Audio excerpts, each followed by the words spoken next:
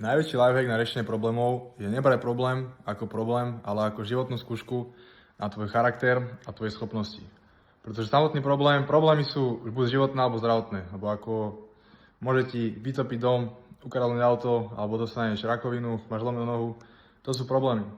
Ale väčšina problémov, čo máš ty, čo mám ja, napríklad jednoduchý príklad, je niekedy mám problém natočiť toto video, ale nemám problém stlačiť tlačítko a nahrávať, ale je to skúška na môj charakter, že či som kreatívny, jak si o sebe myslím, a zároveň skúška na moje schopnosti, že či ťa chcem motivovať, inšpirovať alebo pobaviť.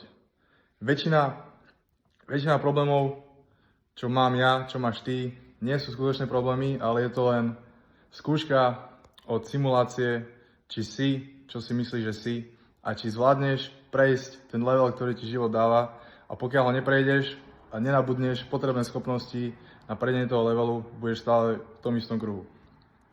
Nechaj si to prehodiť hlavou a užívaj štvrtok.